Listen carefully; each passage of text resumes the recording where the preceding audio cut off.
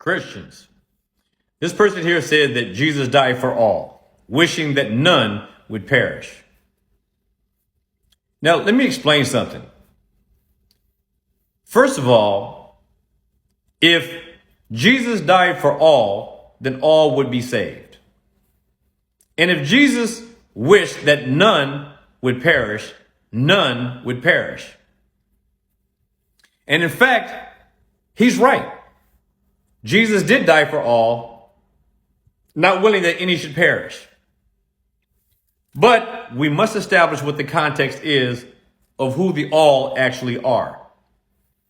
Now, in this verse up here, we see that Christ talks about a shepherd who, if one of his sheep goes astray, will he not go and go get that lost sheep? Will he not leave the 99 and go get that one lost sheep?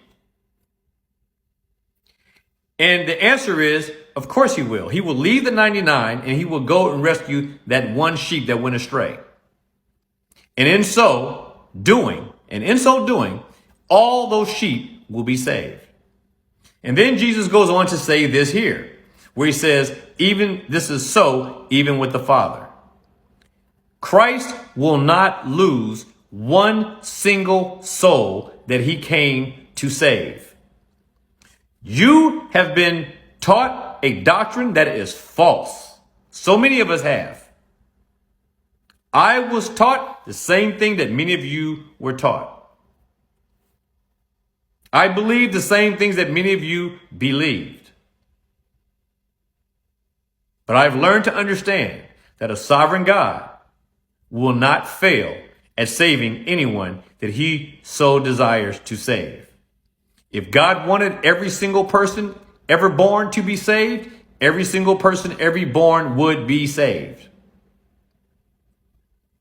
It's not an issue of your will to choose, because your will never choose righteousness, because the carnal man is always at enmity with God and can never choose God, will never choose God, unless God gives that man a new heart.